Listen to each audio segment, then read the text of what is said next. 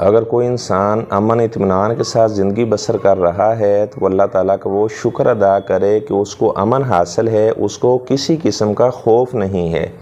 Otherwise آپ کبھی ان لوگوں سے پوچھیں جنہیں خوف ہوتا ہے، نہ تو انہیں کھانا اچھا لگتا ہے، نہ پینا اچھا لگتا ہے، نہ ان کو نیند آتی ہے۔ امام رازی رحمہ اللہ سے پوچھا گیا کہ اگر آپ کو خوف یا بیماری دونوں میں سے کہا جائے کہ آپ ان میں سے ایک چیز کو لے لیں تو آپ کس کا انتخاب کریں گے؟ کہنے لگے میں بیماری کا انتخاب کروں گا، کیونکہ بیماری میں انسان کھا بھی سکتا ہے، پی بھی سکتا ہے، سو بھی سکتا ہے، لیکن جب کسی انسان کو خوف لاحق ہوتا ہے تو وہ ان ساری چیزوں سے محروم ہو جاتا ہے۔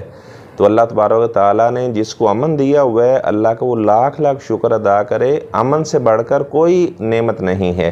کبھی آپ ایسے لوگوں سے پوچھیں جن کی دشمنی ہوتی ہے، انہیں گن مین رکھنے پڑتے ہیں، ہر وقت ان کے دل میں خوف رہتا ہے، یا جس کا تھانے میں کوئی مقدمہ وغیرہ ہو، FIR جس پہ درج ہو، ہر وقت وہ اسے ڈر رہتا ہے کہ پولیس ابھی آئے گی اور مجھے پکڑ کر لے جائے گی، نہ اسے نیند آتی ہے، نہ اسے کھانا اچھا لگتا ہے، نہ پینا اچھا لگتا ہے۔ تو امن جیسی نعمت کا اللہ تعالیٰ کے ہاں شکریہ ادا کرنا چاہیے کہ یا اللہ تو نے ہمیں امن جیسی نعمت عطا کی ہوئی ہے۔ سیدنا ابراہیم علیہ السلام نے اللہ تعالیٰ سے یہی دعا کی تھی، یا اللہ ربی اجعل ھذا البلد آمنا، یا اللہ اس مکہ شہر کو امن عطا کرنا، اس کو امن کا گہوارہ بنا دینا۔ تو اللہ تعالیٰ سے میں دعا کرتا ہوں اللہ تبارک و تعالیٰ ہمارے ملک پاکستان کو بھی امن و امان کا گہوارہ بنا